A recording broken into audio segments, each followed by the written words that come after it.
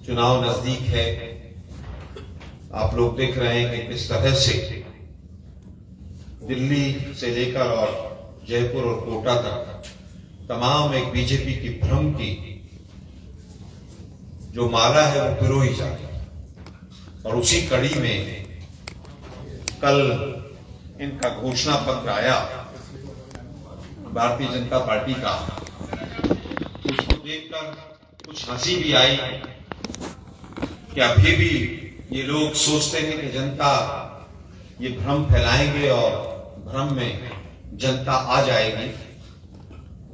पूरा भ्रम जाल और माया जाल का जो घोषणा पत्र इनका जिसका नाम इन्होंने संकल्प पत्र लिया है, उसके कुछ बिंदुओं पर हम आपसे चर्चा करेंगे। उसके बाद अभी लगभग 1 घंटे पहले नितिन गडकरी जी, जो केंद्रीय माननीय मंत्री जी हैं, उन्होंने एक प्रेस वार्ता जयपुर में की है। कुछ बिंदुओं पर उन पर चर्चा करेंगे और आपके फिर जो भी प्रश्न होंगे बड़े शांति से हम आपके साथ प्रश्नों का उत्तर देंगे। मैं कुछ मुख्य बिंदु ले रहा था इनके घोषणा पत्र के। इन्होंने कहा कि हम 450 रुपए में एक सिलेंडर देंगे। वैसे तो जो हमारी ये 7 कांग्रेस की गारंटियां हैं और जो हमने अभी तक योजनाएं राजस्थान के अंदर पिछले 1 वर्ष के अंदर तमाम योजनाएं और कुछ पहले से जो चल रही थी, उन्हीं का कहीं ना कहीं नकल करके और जिस चीज का मोदी साहब अपने मंचों से विरोध करते हैं, फ्रीबीज का, रेवड़ियां बांटने का, आज इनका जो घोषणा पत्र है वो पूरी तरह से कांग्रेस के घोषणा पत्र का नकल पत्र है। और साथ के साथ जो मोदी जी मंचों से कहते हैं उसका पूरी तरह से विपरीत इनका घोषणा पत्र है। हमने कहा 500 रुपए में हम सिलेंडर देंगे और हम तो ऑलरेडी 500 रुपए में सिलेंडर देते हुए आ रहे हैं। जहां जहां राज्यों में हमारी सरकारें आ रही हैं, हम 500 रुपए में दे रहे हैं। हम पूछना चाहते हैं, आप 450 रुपए का सिलेंडर उत्तर प्रदेश में कब करेंगे? आपकी 10 राज्यों में सरकार है। आप उन 10 के 10 राज्यों में 450 रुपए में सिलेंडर कब करेंगे मोदी साहब? इसका उत्तर सबसे पहले आप हमें दे दें। दूसरा, इन्होंने कहा कि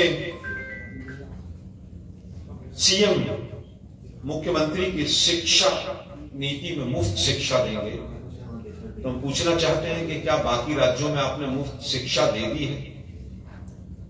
आपकी जहां जहां सरकारें हैं उसमें खास तौर पर गुजरात, मध्य प्रदेश, छत्तीसगढ़ जहां पर पहले थी, और उत्तर प्रदेश में लगभग 10,000 स्कूल ऐसे हैं जिनमें बिजली नहीं है। गुजरात में लगभग 9,000 स्कूल पिछले 20 साल में बंद हुए हैं। मध्य प्रदेश के अंदर लगभग 10,000 स्कूल ऐसे हैं जिनके अंदर एक शिक्षक है। लगभग 5,000 स्कूल ऐसे हैं जिनके अंदर शौचालय नहीं है। तो आपकी जो दूसरी ये जो संकल्प पत्र का जो बिंदु है, इस पर हम कैसे भरोसा करें, कैसे विश्वास करें? तीसरा, इन्होंने जो बिंदु लिया है वो शिक्षा के बाद एग्रीकल्चर से संबंधित कि 20,000 करोड़ रुपया एग्रीकल्चर इंफ्रास्ट्रक्चर पर हम खर्च करेंगे। मोदी साहब, आपने लाल किले की प्राचीर से कई बार झूठ बोला है। 1 लाख करोड़, 1,10,000 करोड़, 1,20,000 करोड़ एग्रीकल्चर इंफ्रास्ट्रक्चर के ऊपर आपने बहुत बड़े बड़े वायदे लाल किले की प्राचीर से भी किए हैं, और उसके बाद फिर आप गायब हो जाते हैं। बजट में उस खर्चे का ना प्लान्ड एक्सपेंडिचर में, नॉन प्लान्ड एक्सपेंडिचर में कहीं पर कोई प्रोविजन नहीं मिलता है। आप झूठ बोलते हैं और आप चले जाते हैं। तो आप यहां पर एग्रीकल्चर इंफ्रास्ट्रक्चर पर कोई पैसा खर्च करेंगे, इसका कोई उदाहरण अभी नहीं मिलता है हमें। जब से आप 9-9.5 वर्षों से आए हैं, एग्रीकल्चर के क्षेत्र में जहां पर आपकी राज्य सरकारें हैं, वहां पर कहीं कुछ नहीं मिलता है। शिक्षा से संबंधित इन्होंने तीसरी घोषणा जो उसमें की है वो कहा है कि 2700 रुपए हम गेहूं की एमएसपी देंगे। ज्वार और बाजरे का उचित मूल्य देंगे। मोदी साहब, हम तो पूछना चाहते हैं, 3 काले कृषि कानून लाए थे आप, जिनको वापस लेना पड़ा आपको। 3 काले कृषि कानूनों के बाद आपने एक एमएसपी कमेटी बनाई थी। उस एमएसपी कमेटी की आज तक एक भी बैठक क्यों नहीं हुई? आप कहते हैं कि हम राजस्थान में 2700 देंगे, छत्तीसगढ़ में 3100 देंगे, मध्य प्रदेश में 3000 देंगे। राजस्थान में तो पानी की भी कमी है। राजस्थान में तो छत्तीसगढ़ और मध्य प्रदेश से प्रति हेक्टेयर की जो पैदावार है वो भी कहीं ना कहीं 19 है।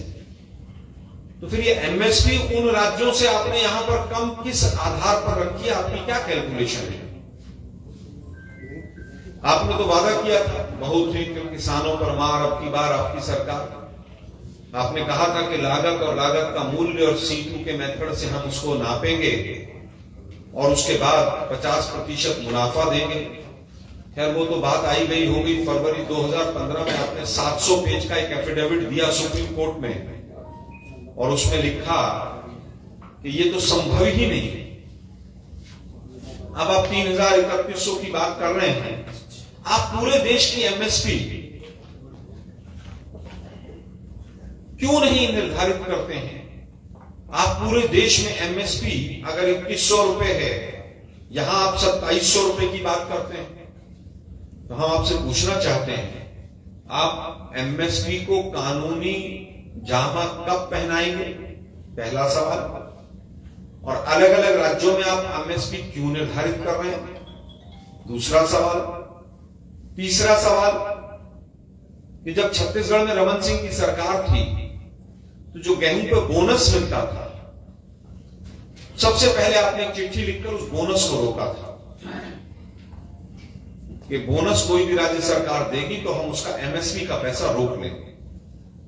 और अभी भी छत्तीसगढ़ सरकार का काफी पैसा एमएसपी का एफसीआई और अन्य विभागों के पास बचा हुआ है, क्योंकि छत्तीसगढ़ सरकार हमारी जो है रमन सिंह जी के बाद से 5 वर्षों से बोनस देती है राज्य सरकार किसानों को, और प्रति हेक्टेयर हमने कहा है कि हम 20 क्विंटल धान खरीदेंगे, उस पर भी केंद्र सरकार को आपत्ति है। मोदी साहब, आपके घोषणा पत्र बनाने वालों ने शायद आपसे सलाह नहीं ली और ये पूरी तरह से जो केंद्र सरकार करती है उसके विपरीत आप एक झुंझुना देना चाहते हैं। और उसका कारण सीधा सीधा ये है, कहावत है कि ना 9 मन तेल होगा ना राधा नाचेगी, ना सरकार आएंगे, कोई भी घोषणा कर दीजिए और घोषणा करके आप आगे चले जाइए। इसके बाद अपने घोषणा पत्र में इन्होंने लिखा CRCP कि भी जो कैनाल प्रोजेक्ट ईस्टर्न कैनाल जो राजस्थान वाला, हमने बहुत दिन से उसके लिए प्रोविजन भी रखा है, ERCP का पैसा भी अलॉट किया है, उसको हम समयबद्ध तरीके से उसको हम लागू करेंगे। अब हम देखिए, पिछले कई वर्षों से 2018 में मोदी साहब 2 बार घोषणा करके गए कि ERCP, प्लीज भाई थोड़ा सा, ERCP हम लागू करेंगे और ERCP के लिए जो भी कदम उठाने होंगे हम उठाएंगे, ताकि जो ये ड्राई लैंड एग्रीकल्चर का प्रदेश है, सूखा जो शुष्क जो कृषि होती है उसके अंदर हमें पानी मिल सके। आज मैं अभी नितिन गडकरी जी की प्रेस वार्ता सुन रहा था। नितिन गडकरी जी ने कहा कि हम 5, 6, 7 राज्यों से सबसे बात करेंगे, चाहे वो चंबल का पानी हो, चाहे वो सतलुज और पंजाब और हिमाचल, हरियाणा, सब राज्यों से हम बात करेंगे। हम पूछना चाहते हैं, 9.5 साल आपकी सरकार को हो गए, 5 साल राजस्थान में, उसमें से लगभग आपकी सरकार भी रही, वसुंधरा जी मुख्यमंत्री थी, और उन्होंने कहा कि वसुंधरा जी मेरे पास आती रहती थी, कहती रहती थी, और गहलोत साहब भी कहते रहते थे। तो गहलोत साहब ने भी रिक्वेस्ट की, वसुंधरा जी ने भी रिक्वेस्ट की।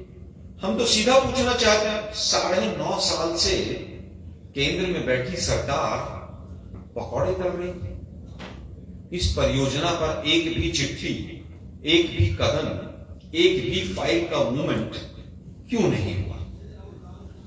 पहले कहते थे साहब वहां हरियाणा में हमारी सरकार नहीं है, हमारी वहां सरकार नहीं है। भाई बीच में तो सब जगह आपकी सरकार रही, हिमाचल में भी आपकी सरकार रही, यूपी में भी आपकी सरकार रही, मध्य प्रदेश में भी, राजस्थान में भी। 9.5 वर्षों में तो सभी जगह आपकी सरकार कहीं ना कहीं रही। गडकरी साहब, आप राजस्थान की जनता को गुमराह ना करें और ये बताएं कि पिछले 5 वर्षों में ईआरसीपी के लिए आपने कोई भी कदम अगर उठाया है तो प्रदेश की जनता को उससे अवगत कराएं। उसके बाद थोड़ा सा और आगे चलते हैं तो उन्होंने कहा साहब हम 7 स्मार्ट सिटीज बनाएंगे। मोदी जी ने तो 100 स्मार्ट सिटी की बात की थी, मुझे याद है 2016 में 100 स्मार्ट सिटी, और उसका बजट मुझे आज तक याद है 7800 करोड़ रखा। 7800 करोड़ में ये लोग 100 स्मार्ट सिटी बना रहे थे। मेरे किसी भी फैक्ट्स को आप चेक कर लीजिएगा। तो हमने कहा था कि भाई 7-8 करोड़ का तो दिल्ली, नोएडा और गुड़गांव में एक फ्लैट मिलता है, आप स्मार्ट सिटी बनाएंगे, कैसे संभव है? तो क्या वो 100 स्मार्ट सिटी बन गई?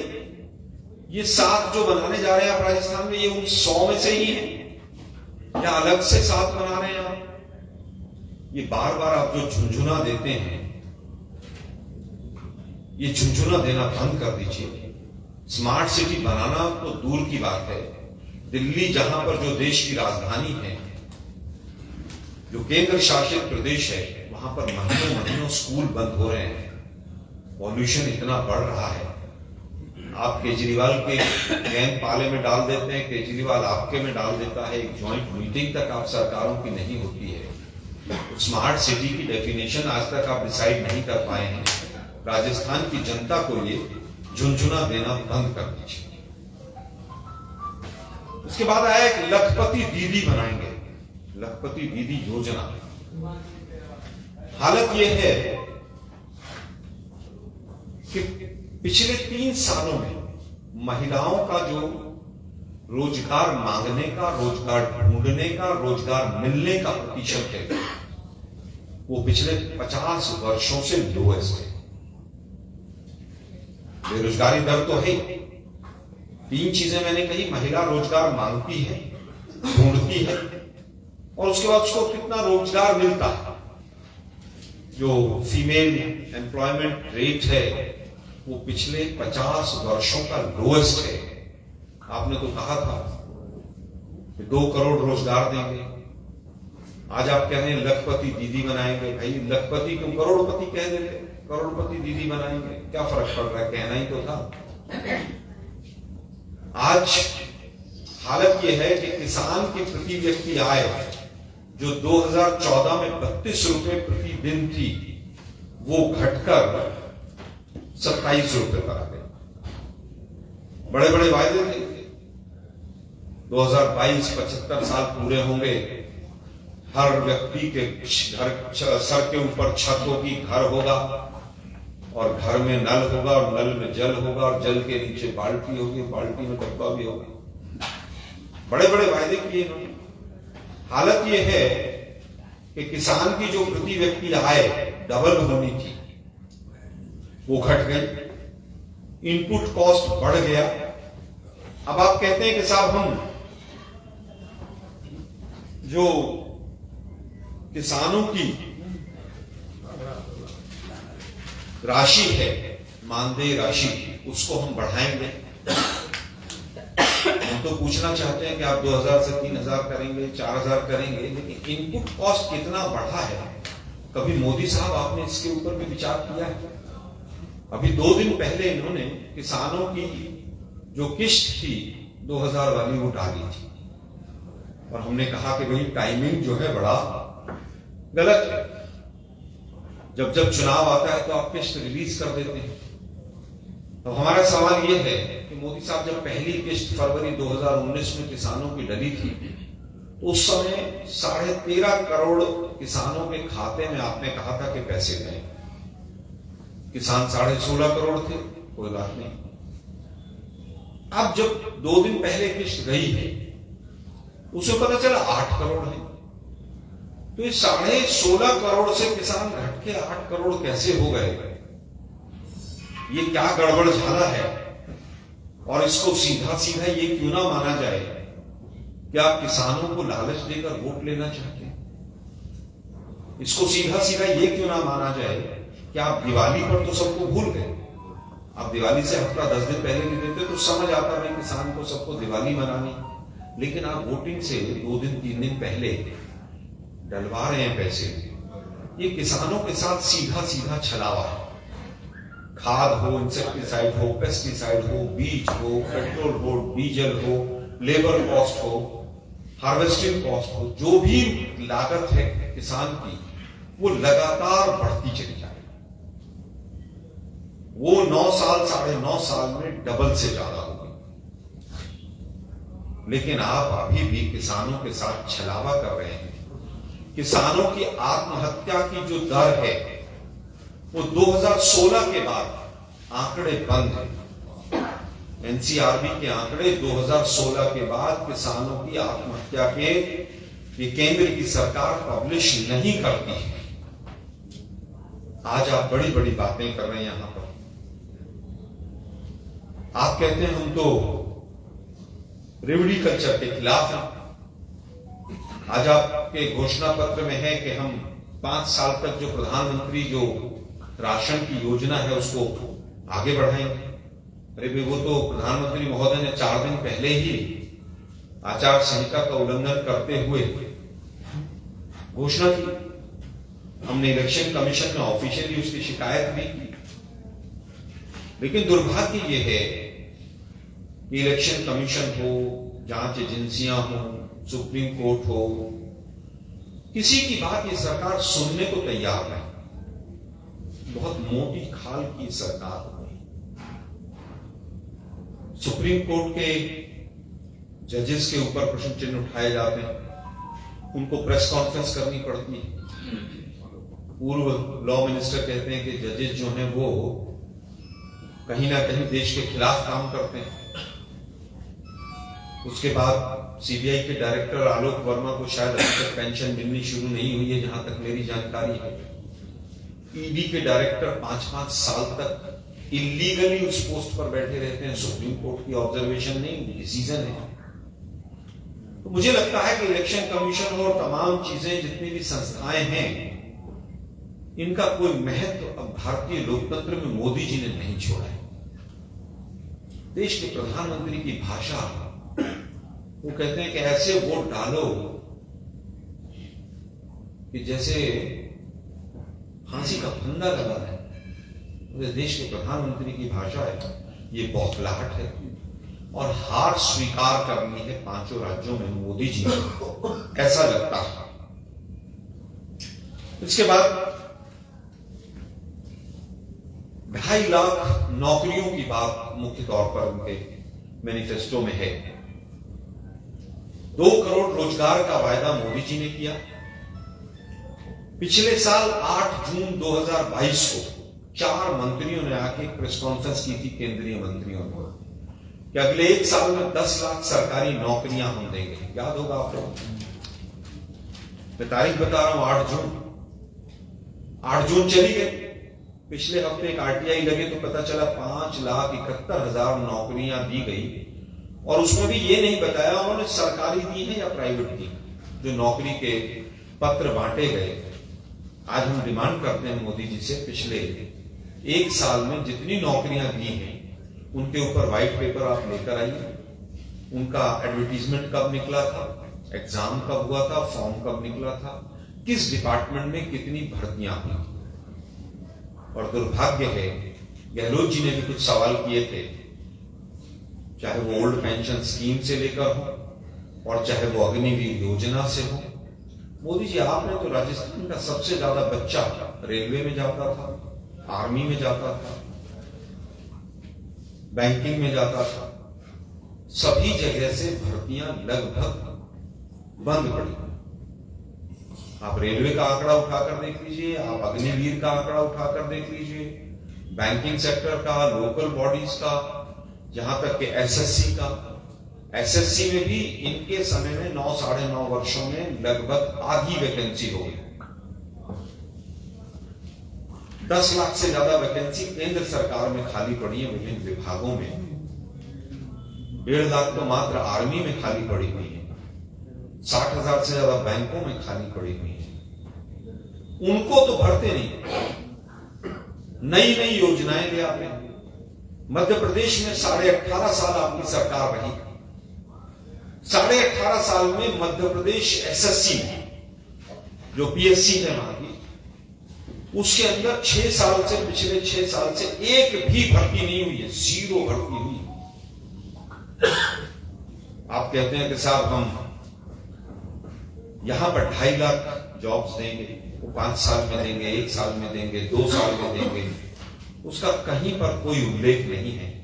2 करोड़ की बात करते हैं, फिर 10 लाख का प्रेस कॉन्फ्रेंस होता है और फिर 1.5 साल में 5 लाख नौकरियां दी जाती हैं। संसद के पटल पर कहा जाता है कि 22.5 करोड़ लोगों ने रोजगार के लिए आवेदन किया और 700 कुछ लोगों को हमने रोजगार दिया। अब दुर्भाग्य यह है कि आपकी कथनी और करनी में बहुत ज्यादा फर्क है। इसलिए कहीं पर भी आपकी किसी भी चीज के अंदर किसी भी रूप में सच्चाई नजर नहीं आती। अब चाहे वो आप पेपर लीक पर एसआईटी की बात करते हैं, मैं तो पूछना चाहता हूं 22 पेपर गुजरात में आउट हुए, क्या एसआईटी बनी?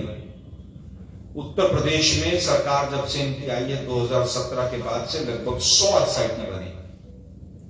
100 के करीब एसआईटी बनी। हाथरस से लेकर उन्नाव से, कठुआ से लेकर पता नहीं कौन कौन सी एसआईटी बनी। क्या किसी एक एसआईटी ने भी अपनी रिपोर्ट सबमिट की है आज तक? आप तो जांच के ऊपर कुंडली मारकर बैठ जाते हैं। हम कह रहे हैं कि जितनी भी, जहां पर भी आपकी सरकार है वहां पर भी जितनी एसआईटी बनी है उन पर भी एक व्हाइट पेपर लेकर आइए। आप कह रहे हैं कि साहब हम तो नई जमीन की मुआवजा नीति नई लेकर आएंगे। लैंड एक्विजिशन बिल 2013 में आया था, उसको आपने नकार दिया और उसको 3 बार आप ऑर्डिनेंस के माध्यम से आपने उसको नहीं लागू किया और फिर उसके अंदर बदलाव कर दिया। आपकी जमीन की जो नीति है वो तो केवल कुछ उद्योगपतियों तक सीमित है। तो नई जो नीति लाएंगे आप, क्या उसमें कहीं अडानी अंबानी के लिए कोई विशेष प्रोविजन तो नहीं लेकर आएंगे? इसको भी स्पष्ट कर दीजिए। अब हम आते हैं, अभी गडकरी साहब की प्रेस कॉन्फ्रेंस में सुनकर आ, सफेद झूठ कितना बोलते हैं ये लोग। पहले तो सबसे ज्यादा तो ईआरसीपी पर झूठ बोला। उसके बाद उन्होंने कहा कि हमने 23 मेडिकल कॉलेज बनाए। अब मैं आपसे भी पत्रकार बंधु हैं, मैं पूछना चाहता हूं केंद्र सरकार की तरफ से पिछले 5 वर्षों में, मैं तो कह रहा हूं 10 वर्षों में केंद्र सरकार उनकी है, क्या राजस्थान में 23 मेडिकल कॉलेज केंद्र सरकार ने बनाए हैं? किस मुंह से ये लोग झूठ बोलते हैं? किस तरह से सफेद झूठ बोलकर चले जाते हैं? वो कह रहे हैं कि हमने 15,000 डॉक्टर्स को सेंट्रल जॉब दी है। भाई उसका बिल्कुल हम कह रहे हैं कि एक लिस्ट जारी करें कि 15,000 राजस्थान के जो डॉक्टर, लड़के लड़कियां, हमारे बच्चे बच्चियां लगे हैं, वो कौन कौन से सेंट्रल हॉस्पिटल में 15,000 जॉब्स इन्होंने दी हैं और 20,000 पैरामेडिकल स्टाफ इन्होंने भर्ती किया है राजस्थान से सेंट्रल गवर्नमेंट के उसमें। जहां तक मेरी समझ है, जितने भी ईएसआई के हॉस्पिटल्स हैं उनमें लगभग 60% पद खाली हैं राजस्थान में। और एम्स की तो हालत ही क्या है, वो छोड़ ही दीजिए आप।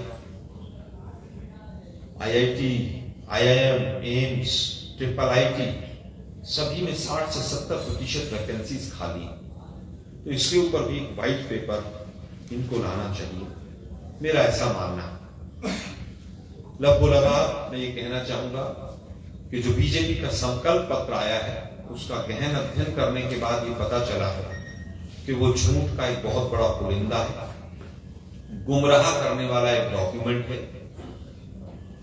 गहलोत सरकार ने जो तमाम नीतियों के माध्यम से बहुत अच्छा एक माहौल वातावरण विकास का बनाया है, जिसका नतीजा है कि 3.5% से बढ़कर राजस्थान की जीडीपी ग्रोथ रेट 11 से ऊपर चली गई। ये छल से कपट से जनता को गुमराह करके उस विकास की दर को वापस नीचे लाना चाहते हैं। और पत्रकार बंधुओं के माध्यम से हम कहना चाहेंगे कि जनता इनके छलावे में और बहकावे में ना आए। अभी तो झूठों के सरदार भी आने वाले हैं। झूठों के सरदार बहुत बड़ी बड़ी बातें करेंगे, रोड शो भी करेंगे, सब करेंगे। लाल किले की पिच्चा प्राचीर से झूठ बोलते हुए हो सकता है कोटा की गलियों में भी यहां पहुंचेंगे। झूठों के सरदार आए तो जनता उनसे सवाल पूछे कि आप एक भी प्रेस वार्ता आज तक नहीं कर पाए हैं और आप देश को कब तक झूठ पे गुमराह करते हुए चले जाएंगे। यूपी का चुनाव होता है तो 80-20 और शमशान कब्रिस्तान पर वोट मांगा जाता है। मध्य प्रदेश में चुनाव होता है तो 18.5 साल के बाद भी राम मंदिर की फोटो लगाने की जरूरत पड़ती है। राजस्थान में आ गए हैं तो कन्हैया लाल का सहारा ढूंढ रहे हैं। एनआईए फाइलें उठाकर ले गई, जांच करनी नहीं है। जांच के नाम पर लीपापोती होती है। उसके बाद भी किस मुंह से समाज को बांटने का काम ये सरकार करती है। राजस्थान की जनता चेते और चिंतन और मनन के साथ आने वाली 25 तारीख को अपना वोट दे, ऐसी हमारी कामना है। इसी वक्तव्य के साथ मैं आपके प्रश्नों को आमंत्रित करता हूं। उम्मीद करता हूं शांति से हम जो भी प्रश्न पूछेंगे आप सबका उत्तर हम देंगे, शांति से बन पाएगा।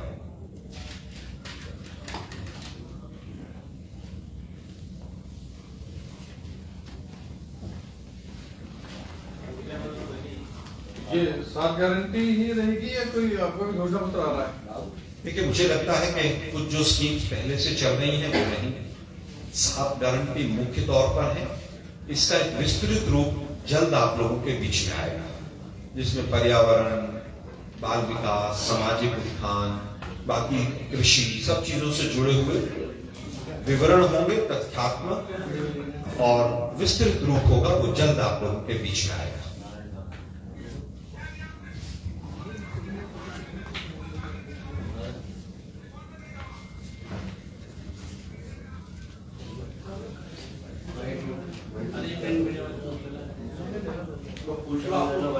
कोई भी सवाल है पूछिए आप। बिल्कुल, मैं भी पत्रकार ही रहा हूं। पहले मैं युवा संदेश मैगजीन का एडिटर रहा, तो आप लोगों की ही बिरादरी से हूं। कोई सवाल ऊपर से नीचे, जमीन से आसमान।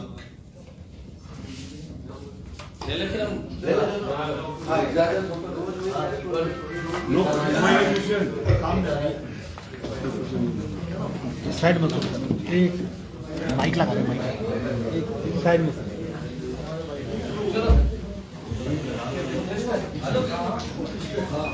ये आपका थोड़ा सा पीछे लेना है। मुझे याद है कल भी आपने पीछे आ जाए तो फिर नहीं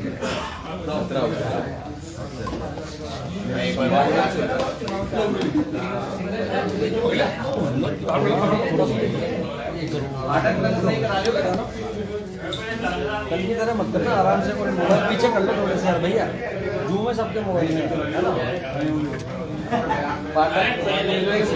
फाटक कहाँ फाटक कहाँ गयो?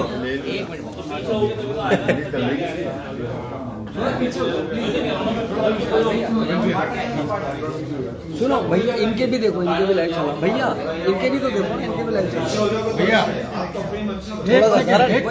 इनका भी तो बनाओ थोड़ा सा ये ऐसी तरह नारायण थोड़ा सा भैया, वो भी जगह नहीं। एक सेकंड या तो थोड़ा साइड में ले लो आप।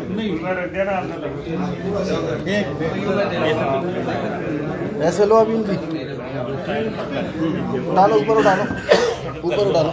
हाँ, ऐसे कर लो, ऊपर डालो, ऐसे कर लेंगे। जी भाई, स्टार्ट करें। ये माइक बंद कर दो। भाई भाई बंद।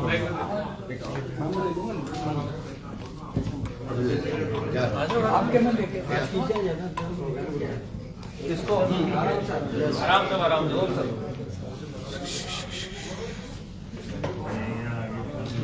करें शुरू। जी एक रोल।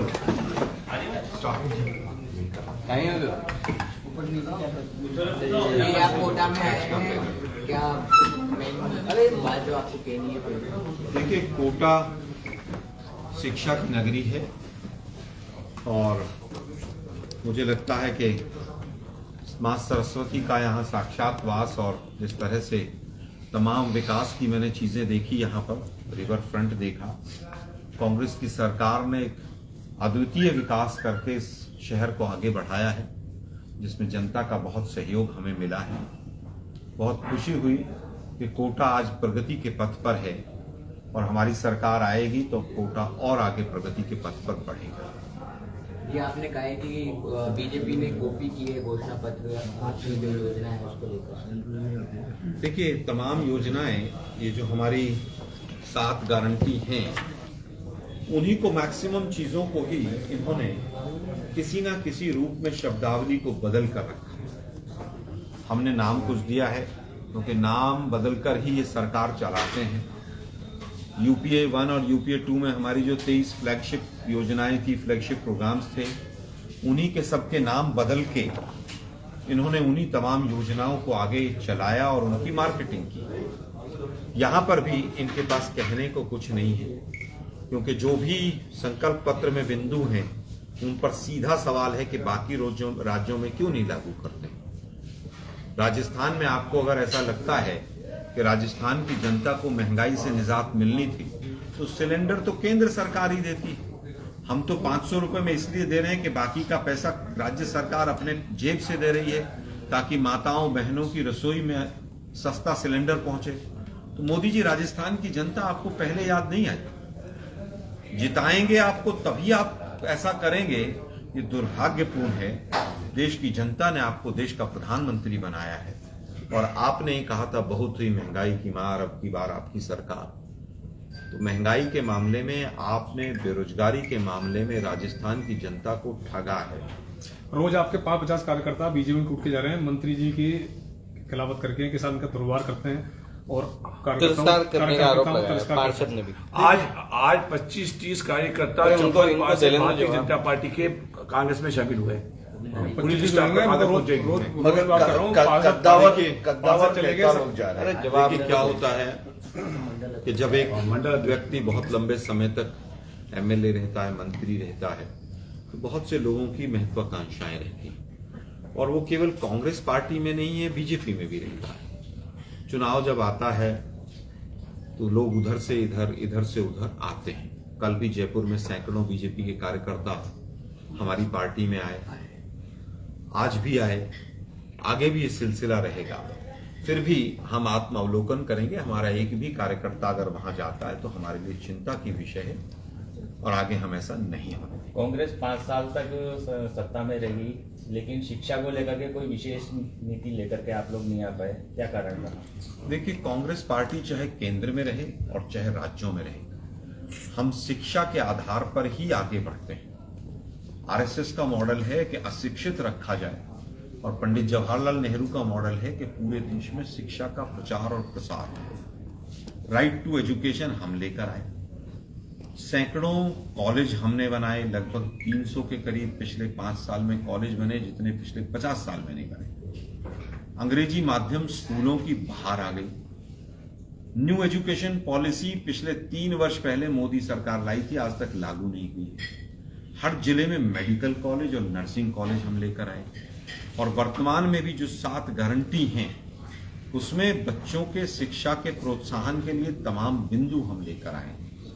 तो मुझे लगता है कि शिक्षा का मॉडल राजस्थान का जो है उसका अनुसरण बाकी राज्यों को भी करना चाहिए। कांग्रेस हमेशा तुष्टीकरण की राजनीति करती रही है, भाजपा का आरोप है, इस पर आप क्या कहना चाहते हैं? देखिए, भाजपा ये तो कहेगी नहीं कि कांग्रेस ऐसा नहीं करती। भाजपा विपक्षी दल है, उनका तो काम ही आरोप लगाना। देश के प्रधानमंत्री ये जवाब दें कि जिन जिन राज्यों में आपकी सरकार आई है वहां पर कौन कौन से नारे लगाकर आप लोग आते हैं। देश की जनता जानती है तुष्टीकरण कौन करता है, डिवाइड एंड रूल कौन करता है। भाषण कौन देता है? मोदी साहब एक बार एडीआर की रिपोर्ट पढ़िए, 600% हेट स्पीच बढ़ गई। आपने पूरी तरह से समाज में विभाजन का काम किया है। आज भी हरियाणा में सुबह पथराव हुआ है, नूह के अंदर 1 महीने पहले भी वहां पर हुआ। रामनवमी जैसे त्योहार पे 9-9, 10-10 राज्यों में पथराव होते हैं जुलूसों के ऊपर। तो मुझे लगता है तुष्टीकरण और माहौल को खराब करने का काम कौन करता है, अब ये जनता समझ चुकी है। उनके आरोपों में कोई दम नहीं। आपने कहा कि जो है दूसरे राज्यों में जो स्कीम संकल्प पत्र बीजेपी में जारी की है वो दूसरे राज्यों में लागू नहीं है। देखिए, मैंने कहा एमएसपी का एग्जाम्पल लिया। 3 राज्यों में चुनाव हैं मध्य भारत में, तीनों में अलग अलग एमएसपी। और अगर आप एमएसपी यहां पर दे सकते हैं राजस्थान में, मध्य प्रदेश में, छत्तीसगढ़ में, तो मोदी जी से पूछना चाहते हैं एमएसपी की गारंटी आप क्यों नहीं देते हैं? फिर इसका मतलब आप दे सकते हैं और देना नहीं चाहते हैं। किसान विरोधी सरकार है ये। 2000 रुपए केवल देकर गुमराह करना चाहती है। 2000 रुपए उनकी जेब में डालो और 15,000 रुपए इनपुट कॉस्ट के नाम पर उनकी जेब से निकाल लो। किसानों के साथ इससे बड़ा छलावा, धोखा कोई नहीं हो सकता है। थैंक यू, बहुत बहुत धन्यवाद सभी पत्रकार बंधुओं को। तो और नहीं लगा सर को बड़ा फेस राजस्थान में, कोटा में कुछ रैली बड़े प्रचार में आएंगे। वैसे तो आला का मान के जाऊँ तो सारी बात हो चुकी है। है वैसे तो कोई बात नहीं है। सभी पत्रकार बंधुओं का बहुत बहुत धन्यवाद और सभी से निवेदन है कि चाय नाश्ता करते हैं।